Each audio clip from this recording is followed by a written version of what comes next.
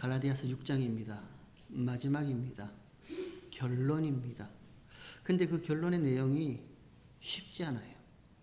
신령한 너희는, 갈라디아 교회 성도들에게 사도 바울이 신령한 너희는 온유한 심령으로 만일 누가 범죄한 일이 드러나거든 그를 바로잡고 내 자신도 돌아보아 너도 시험에 빠질까 두려워하라, 이렇게 얘기를 합니다.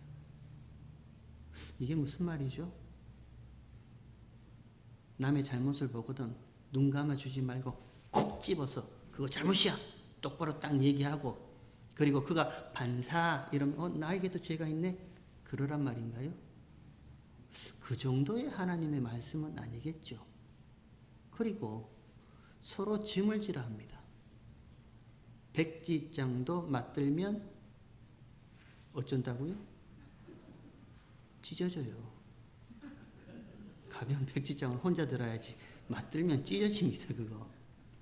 각각 자기의 짐을 지라 합니다. 근데 서로 짐을 지라 하고 5절에는 각각 스스로 자기 짐을 지라고 합니다. 아니 사도 바울이 서로 짐을 지라 이렇게 얘기를 해놓고 그 다음에 얼마 돌아서서 안에서는 각각 자기 짐은 네가 져 이렇게 얘기를 하는 거예요. 무슨 말을 하는 걸까요? 이 말씀이 저와 여러분에게 어떤 내용을 전해주고 싶어 하는지 우리 이 아침에 한번 같이 살펴보도록 하겠습니다. 6장 1절은 이렇게 시작합니다. 형제들아, 이렇게 시작해요. 형제들아. 갈라디아 교회 성도들에게요. 남자도 있고 여자도 있고 어른도 있고 어린아이도 있을 거예요. 근데 그 모든 이들을 다 뭉뚱거려서 형제들아 이렇게 얘기를 해요. 그 형제가 누군데요? 누굴 보고 형제라 이렇게 얘기를 합니까? 그 답이 바로 앞에 5장 24절에 보면 나와 있습니다. 5장 24절에 그리스도 예수의 사람은 이렇게 되어 있죠.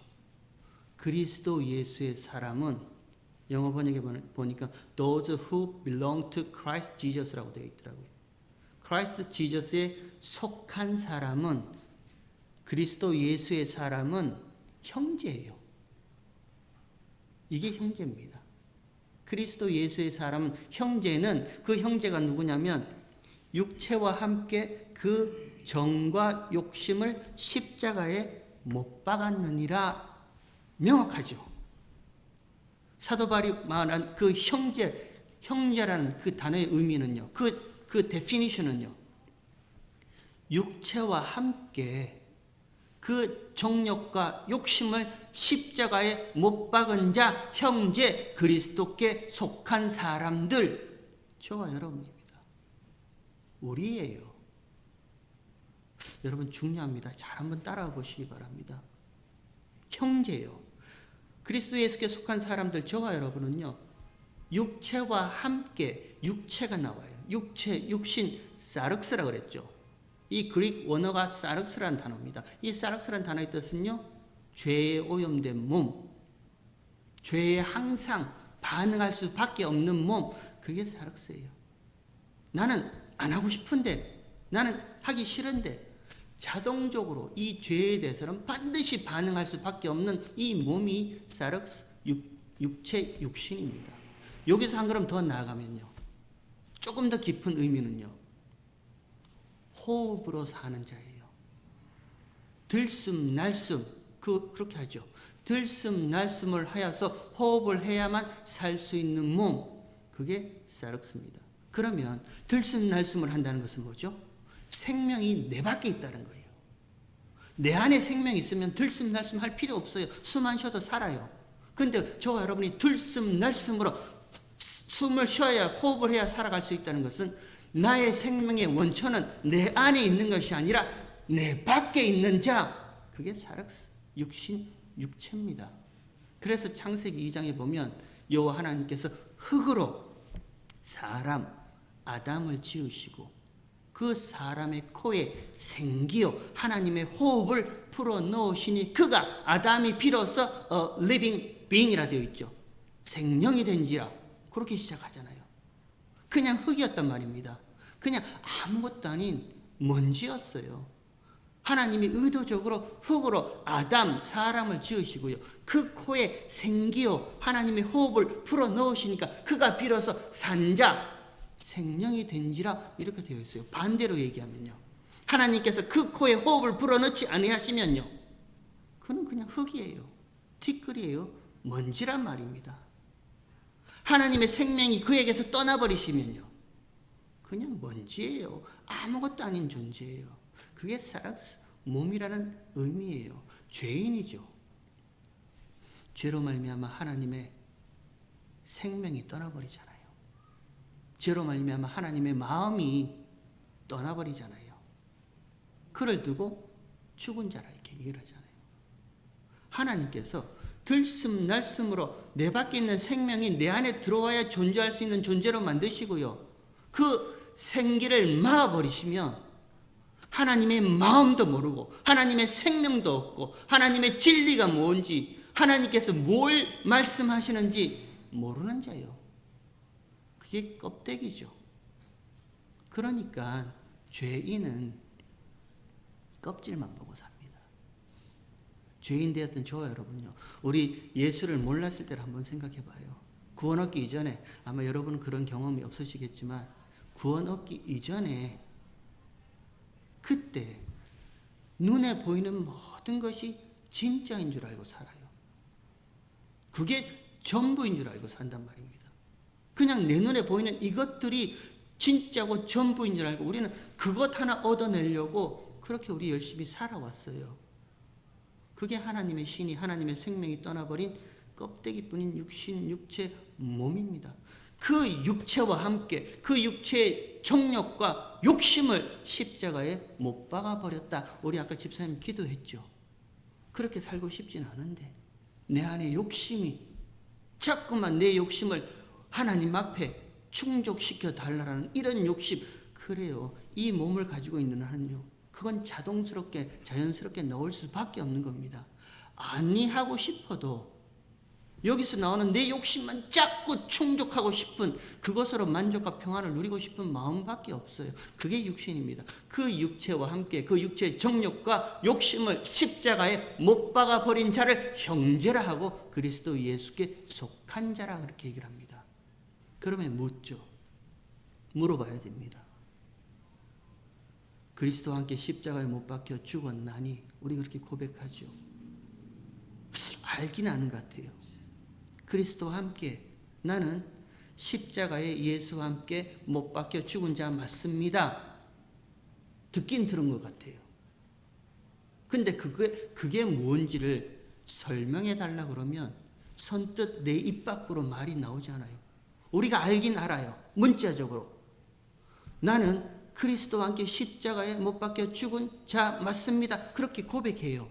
근데 누군가가 그래요. 그거 맞습니다. 근데 육체와 함께 십자가에 못 박아 죽었다라는 그 의미가 뭔지를 나에게 좀 설명해 주세요 하면 쉽지 않단 말이에요. 쉽게 설명해 드릴게요. 로마서 8장에 보면요. 여러분 로마서 8장 한번 찾아보세요. 로마서 8장. 앞으로 조금만 넘기시면 로마서가 나옵니다. 로마서 8장 1절 사도 바울이 이렇게 얘기를 합니다. 그러므로 이제 그리스도 예수 안에 있는 자에게는 결코 정죄함이 없다 이렇게 얘기를 합니다. 정죄예요. condemnation이에요. 정죄라는 이 말의 의미는요. 죄 있다 선언해 버리는 거예요. 그게 정죄입니다. 당신 죄 있어 선언해 버리는 게 condemnation 정죄예요. 그러면 한번 물어볼게요. 뭘 근거로 정죄합니까? 저와 여러분이 뭘 근거로 당신 죄 있어 내 마음에 들지 않으면 그렇게 얘기해요? 뭘 근거로 죄 있다라고 정죄해버려요? 선언해버려요? 법이죠. 법을 근거로 한단 말입니다. 죄 있음의 정죄는요. 그 근거는 법이에요. 근데 그리스도 예수 안에 있는 자에게는 결코 그 법을 근거로 죄 있다 선언하지 못한다라고 사도 바울이 이렇게 얘기를 합니다. 왜요? 왜냐하면 그 다음에 2절에 보면 이는 그리스도 예수 안에 있는 생명의 성령의 법이 죄와 사망의 법에서 너를 해방하였습니다. 이렇게 얘기를 합니다. 생명의 성령의 법이 죄와 사망의 법에서 너를 해방했다 얘기를 해요. 우리가 이렇게 얘기를 하니까 여기 생명의 성령의 법이 있고 여기 또 죄와 사망의 법이 여기 있구나. 이 법 따로 이 법 따로 있구나. 그거 아닙니다. 법은 하나예요. 말씀은 하나예요. 하나님의 명령은 하나란 말입니다. 동산의 모든 실과는 네 마음대로 다 먹어. 그러나 동산 중앙에 있는 그 선과 악을 알게 하는 그 나무 열매는 먹지 마. 먹는 날에는 정령 죽으리라. 그게 법이에요. 그게 말씀이에요. 그게 하나님의 명령입니다. 법은 하나예요. 말씀은 하나예요. 명령은 하나예요. 근데 그 하나님의 말씀을요, 그 명령을, 그 법을 하나님께서 동산의 모든 실과는 임의대로 다 먹되 중앙에 있는 선과 악을 알게 하는 그 나무의 실과는 먹지 말라는 그 말씀 가운데 담겨진 하나님의 마음이 이거였군요. 이렇기 때문에 먹지 말라 하셨군요. 이렇기 때문에 먹는 날에는 정령 죽는다 하셨군요. 하나님의 법에, 하나님의 명령에 담겨진 하나님의 마음요, 하나님의 그 진리를 알면 그게 저와 여러분에게는 생명의 성령의 법이 되는 거예요. 근데 그걸 모르면요, 그걸 모르고 그냥 표피적으로 껍데기적으로 안 먹으면 되죠. 안 먹을게요. 근데 먹는단 말입니다. 왜 먹지 말라고 하신 하나님의 마음이 뭔지, 그리고 정령 죽으리라고 하신 그 법에 담겨진 하나님의 진리가 뭔지를 모른 채 표피적으로 나 안 먹을 거야, 안 먹을 거야, 안 먹을 거야. 그러다 결국 먹죠. 그게 죄와 사망의 법이에요. 그게 내가 지켜내야 하고 내가 꼭 이뤄내야 할 율법의 의무로 내게 오면 그건 나에게 죄와 사망의 법으로밖에 다가올 수밖에 없습니다. 왜요? 율법으로는 죄를 깨닫기 때문에요. 할 수 없단 말입니다. 할 수 없는 거예요. 그러나 어떤 하나님의 말씀이든지요, 어떤 것이든지요, 그 안에 담아 놓으신 하나님의 마음요, 이게 말씀의 진의가 이렇구나라고 그 안에 담겨진 그 하나님의 생명과 진리를 여럿이 보게 되면 어떤 말씀이든지 어떤 명령이든지요, 그것은 나에게 나를 살리는 생명의 성령의 법으로 나에게 오는 거예요. 하나님이 율법을 주셨단 말입니다. 하나님이 이스라엘 백성들에게 율법을 주셨어요. 왜 주셨어요? 그들에게 괴롭게 하려고요? 아니요. 하나님이 그들에게 율법 가운데 하나님의 마음이 이렇다는 것을, 그 진리가 무엇이고 그 진리 가운데 있는 생명과 예수 그리스도가 누구신지를 오롯이 담아서 이스라엘 백성들에게 주셨단 말입니다. 율법과 성막과 성전과 제사제도와 규례와 율례와 모든 절기와 모든 것들 가운데는 하나님께서 그 안에 오직 진리와 생명은 예수님밖에 없다라는 것을 담아서 준 거예요. 근데 모르죠. 깨닫지 못하죠. 그러니까 그 율법이요, 그 모든 제사제도가 행위로만 나오고 그들에게는 죄와 사망의 법으로 다가올 수밖에 없는 거예요. 아브라함도 마찬가지죠. 우리 지난 시간에 아브라함 살펴봤잖아요. 아브라함이 자유하는 여자에게 이삭을 낳고 계집종에게 하갈을 낳고 그 이삭의 후손과 그 계집종 이스마엘의 후손과 이들이 다 내 자손이야. 이게 다 하나님이 나에게 주신 그 자손이야. 여럿을 가르쳐 네 자손이라 하지 않고 오직 하나요, 그리스도 예수요. 하나님이 아브라함에게 왜 수많은 자손들을 쫙 펼쳐놨는데요? 믿음으로. 그것들이 아니라 그 가운데 오직 한 분 예수 그리스도만이 너의 자손이다. 믿음으로 예수님만 바라보게 하는, 그렇게 하기 위해서 그렇게 주신 거란 말입니다. 그러면 저와 여러분의 인생도 마찬가지예요. 하나님이 이 땅 가운데 왜 그렇게 이런 인생을 펼쳐 놓으세요? 굽이굽이 저와 여러분이 살아온 인생을 굽이굽이 살펴보면 그때마다 굴곡진 눈물이 남아있잖아요. 아픔이 있잖아요. 어려움이 있잖아요. 슬픔이 있잖아요. 외면하고 싶은 부끄러움이 있잖아요. 왜 그렇게 남겨두세요? 왜 그렇게 인생을 살게 했어요? 그냥 평안하게 쭉 살게 해주시면 얼마나 좋아요. 왜 가정에 아픔이 있게 하시고요? 왜 자녀들에게 힘듦이 있게 하시고요? 왜 오늘 하루도 내가 무슨 일이 생기지 않을까 조마조마하는 마음으로 왜 이렇게 살게 하세요? 그 모든 인생의 굴곡진 눈물과 그 깊게 패인 그 고통 가운데 하나님께서는요, 하나님의 마음과 하나님의 말씀의 진의를 거기에 담아 두셨단 말이에요. 하나님은 미리 아신 자들이 있습니다. 미리 아셨다 해요.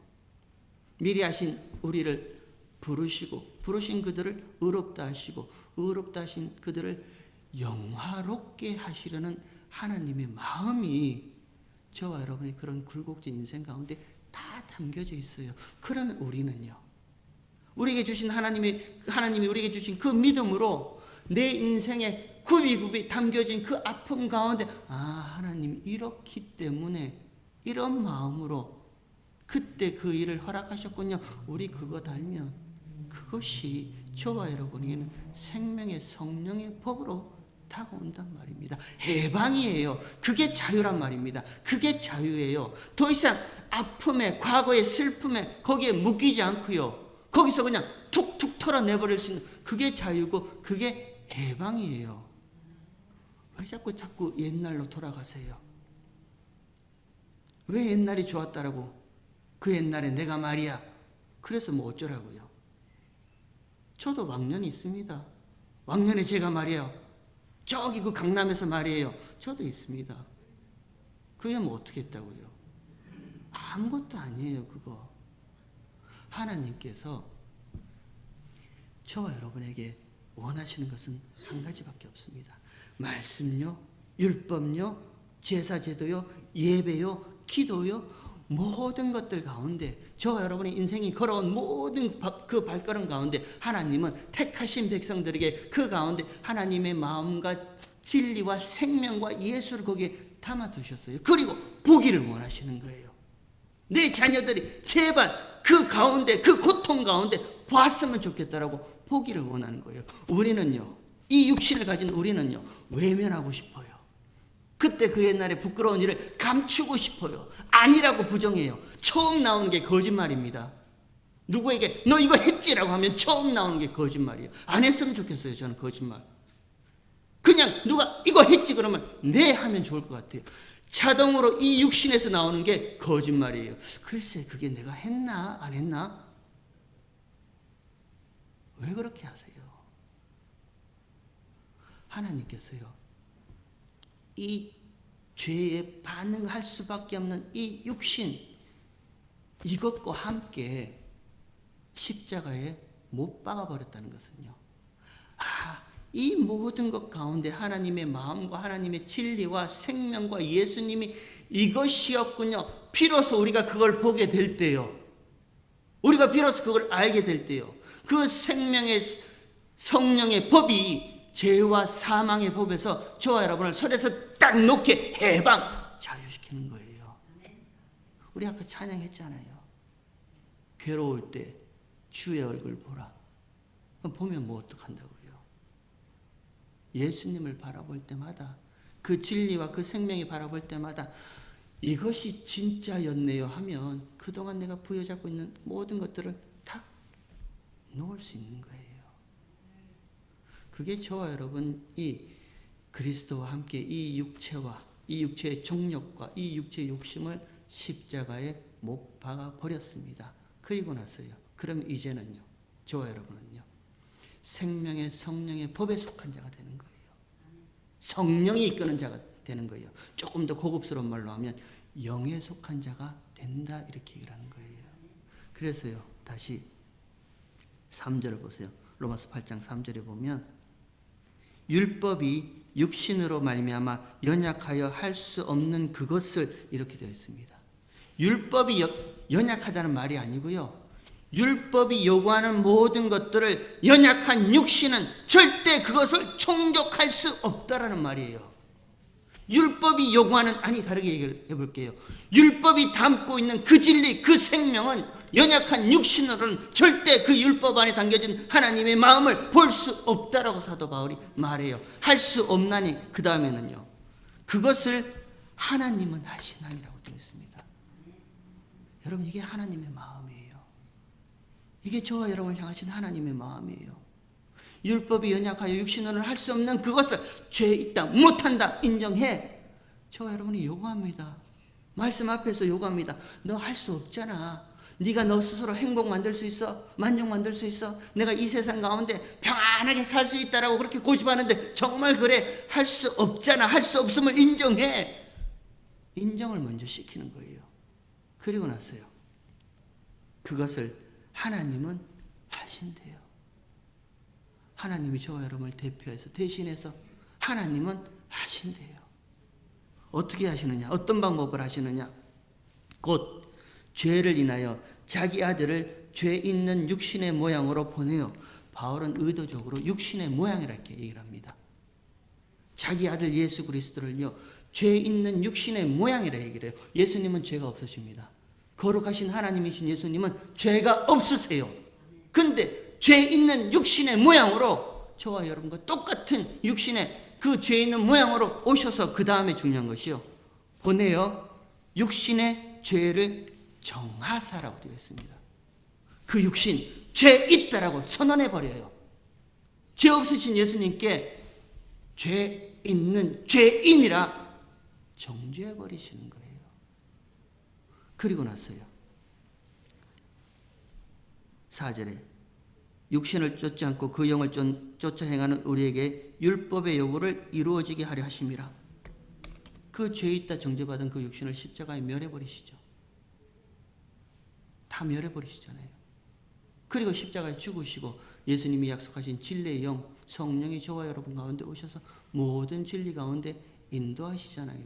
그럼 이제 저와 여러분 더 이상 육신에 속한 자가 아니란 말입니다. 비록 이 육신을 가지고 있지만, 비록 죄에 반응할 수밖에 없는 이 육체를 가지고 있지만, 생명의 성령의 법이 죄와 사망의 법에서 저와 여러분을 해방해서 무엇이 진짜고 무엇이 실체고 무엇이 원형이고 무엇이 진리인지를 아는 저와 여러분은 알게 하신단 말입니다. 그럼 저와 여러분 더 이상 육신에 속한 자가 아니에요. 그러면요, 성령에 속한 자예요. 영에 속한 자란 말입니다. 그런 의미에서 사도 바울이 신령한 너희는 하고 고린도 교회 얘기를 하는, 갈라디아 교회한테 얘기를 하는 거예요. 신령한 너희는. 그들이 뭘 신령한데요? 갈라디아 교회 성도들이 뭘 신령한데요? 율법 때문에 서로 싸우는데요. 네가 맞니 내가 맞니 싸우는데 뭐가 신령한데요? 그렇지만 그럼에도 불구하고요, 생명의 성령의 법이 무엇이 진리인지를 보고 듣게 알게 한 너희가 신령한 너희란 말입니다.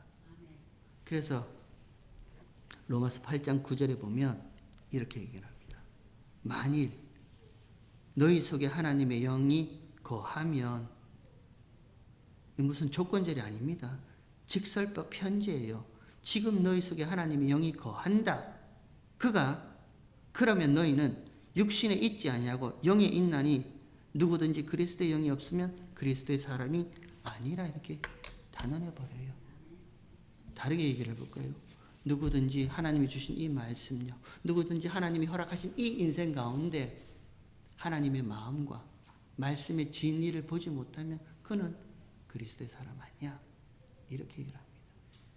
그러면 반대로요, 진리의 성령이 오셔서 작은 일 하나에도 하나님, 내가 어릴 때 하나님을 모르고 예수를 모를 때 그때의 그 일도 하나님께서 나를 부르시고 부르신 자를 의롭다 하시고 의롭다 하신 자를 영화롭게 하시기 위해서 그때도 하나님이 그렇게 일하고 나와 함께 계셨군요. 그 마음을 알면요, 그는 모든 것에서 자유함을 얻고 해방된 자고요, 그리스도 예수께 속한 자고요, 그를 두고 형제라 이렇게 얘기를 합니다. 그래서 갈라디아서 6장 1절에 다시 넘어오겠습니다. 6장 1절에 형제들아 이렇게 시작합니다. 형제들아, 쉽게 말하면 생명의 성령의 법으로 말미암아 이제 진리를 보는 너희 갈라디아 교회 성도들아, 진리를 보는 자들아, 만일 무슨 범죄한 일이 드러나거든 아직도 진리를 보지 못하고 껍데기만 부여잡고 그 율법의 행함만으로 땀만 찔찔 흘린 자들을 보거든 범죄한 일이 드러나거든 신령한 너희는, 진리를 보는 너희는 온유한 심령으로요. 온유한 심령입니다. 온유한 심령이 뭐예요? 예수님이 마태복음 11장인가요? 나는 마음이 온유하니 이렇게 말씀하시죠. 수고하고 무거운 짐진 자들아 다 내게로 와라. 나는 마음이 온유하니. 그 예수님의 온유하신 마음이 뭔데요? 십자가를 앞에 두고 하나님 아버지 만일 하실 수 있거든 이 잔을 내게서 멀어지게 하옵소서. 그러나 나의 뜻대로 마옵시고 아버지의 뜻대로 해주세요. 그게 온유한 마음이란 말입니다. 하나님 아버지 무슨 일이 있더라도 하나님과 한 그 약속은 반드시 내가 지킬 수 있게 해주세요. 그게 예수님의 온유한 마음이에요. 온유한 심령으로요. 진리를 보는 너희가 아무리 가짜들이 껍데기들이 삐까뻔쩍하고 아무리 좋아 보인다 할지라도 거기에 더 이상 속지 말고 진리 가운데 하나님 나를 제발 진리 가운데 있게 해주세요. 그 온유한 심령으로 그러한 자를 바로잡고 껍데기만 보는 자에게 진리를 흘려주라는 겁니다. 그게 저와 여러분이 해야 할 일이에요. 우리가 해야 할 일이에요. 이게 전도, 이게 선교란 말입니다. 교회 와서 같이 우리 밥 한 번 먹고 교회가 정으로 살지 정만 있어 그런 거 아니에요. 정은 초코파이가 정이고요.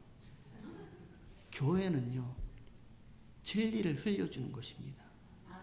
그게 사랑이에요. 그게 이웃을 내 몸과 같이 사랑하라는 사랑의 율법 안에 담겨진 하나님의 마음이에요.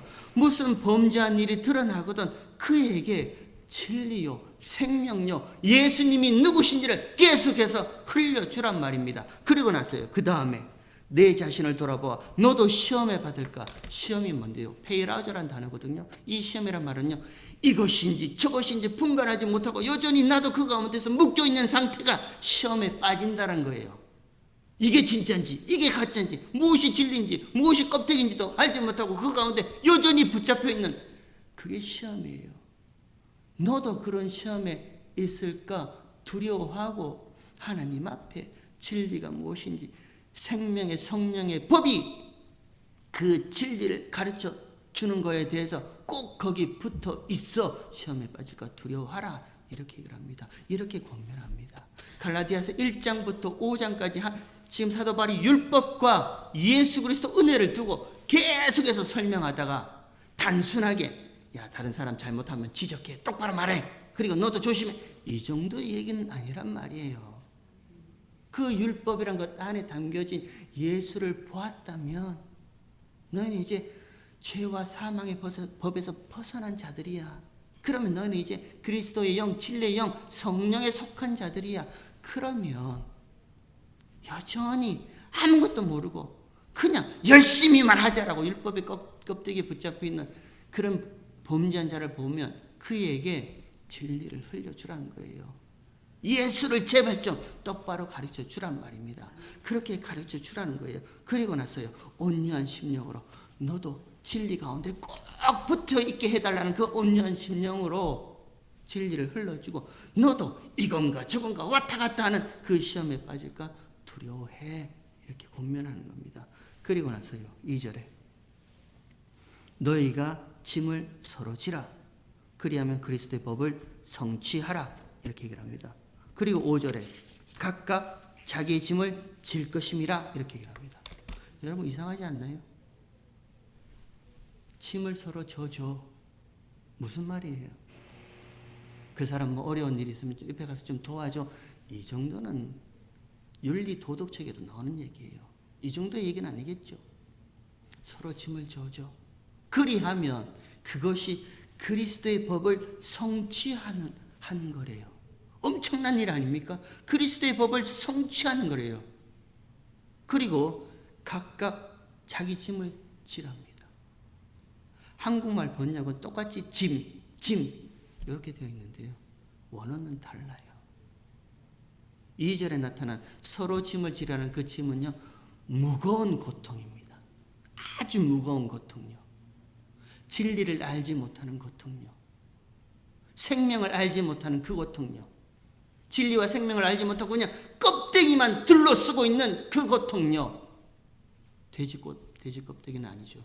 그냥 껍데기만 가지고 있는 그 고통요. 그게 죄의 멍에예요.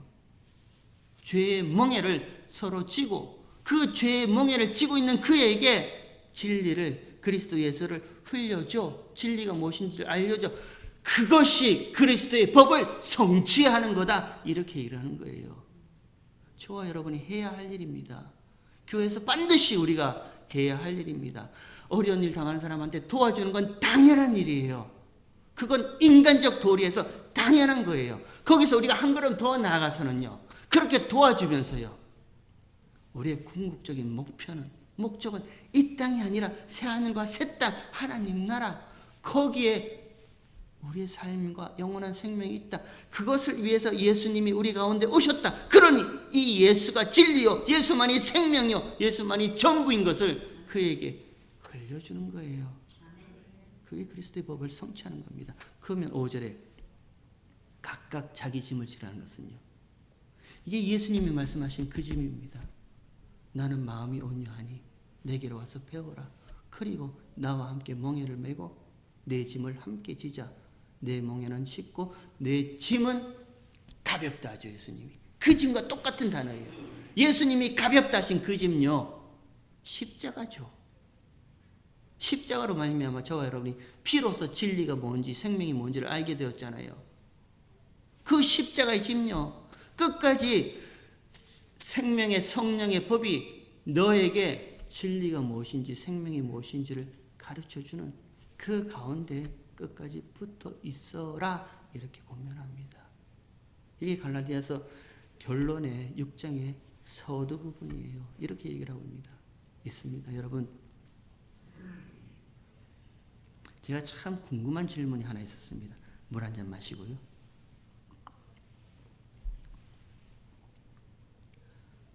왜 이겨내지도 못할 이 죄악된 육신을 계속해서 나에게 두고 계시는 걸까? 성경 공부할 때마다 질문 나오고 얘기하는 겁니다. 얼마나 힘들었으면 사도 바울이 오라 공고한 몸이라 내 안에 또 다른 죄가 있구나. 얼마나 힘들었으면 사도 바울 선생님조차 그렇게 얘기를 할까요? 저와 여러분에게 하나님께서 구원하셨으면 됐잖아요. 진리를 알게 하셨으면 됐잖아요. 그러면 이 육신의 몸조차도 신령한 몸으로 죄와 상관없는 몸으로 싹 바꿔줘서 그냥 이 땅을 살아가든지 싹 데려가시든지 하면 얼마나 좋아요. 근데 왜 여전히 불안, 추악, 불의, 수군거림, 비방, 탐욕 이것들만 나오는 이 육신을 저와 여러분 가운데 남겨두셨냔 말이에요. 제가 요한복음을 읽다가 깜짝 놀랐습니다.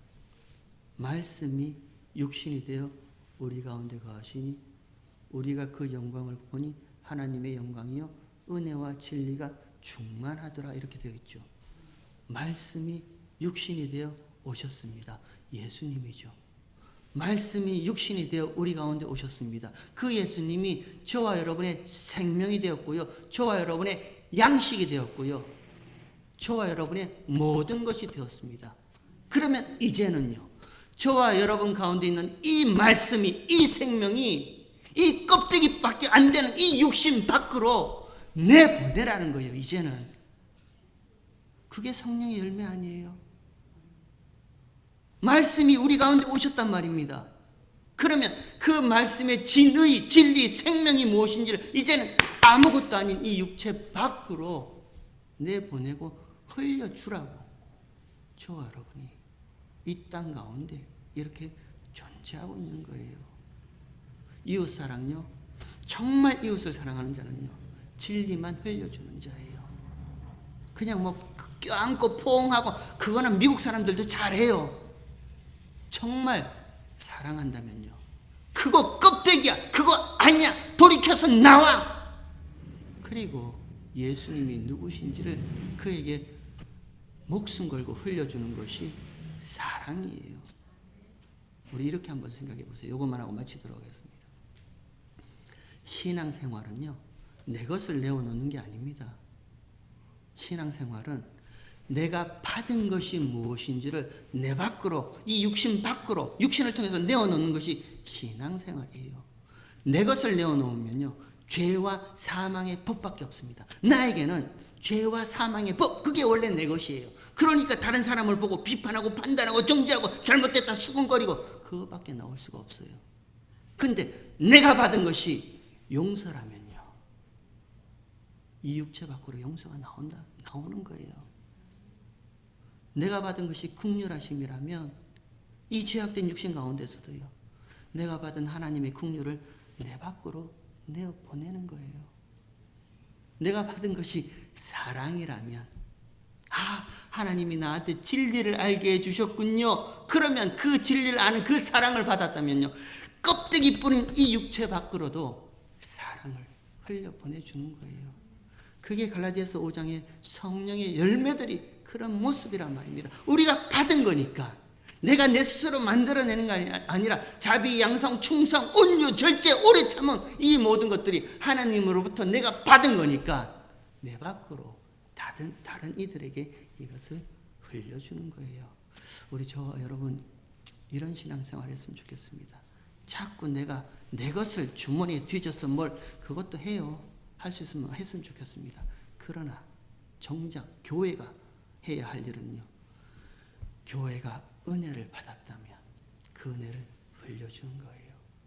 교회가 십자가의 용서함을 받았다면요, 용서 흘려줄 수 있습니다. 불쌍히 여기는 그 긍휼함의 마음을 받았다면 그 또한 흘려줄 수 있습니다. 이 모든 하나님께로 받은 것을 내 밖으로, 이 껍데기 붙는 육신 밖으로 흘려주는 그들을 보고 사도 바울은 형제들이라 얘기를 하고요, 그리스도 예수께 속한 자라 이렇게 얘기를 합니다. 저 여러분이 하나님 앞에서 참 형제 되길 축원합니다. 저 여러분의 소원은요, 죄짐 맡은 우리 구주, 저 여러분의 모든 무거운 짐을 예수님이 대신 짊어지셨습니다. 그리고 그 짐으로부터 해방시켜 주셨습니다. 그러면 세상 가볍게 살 수 있잖아요.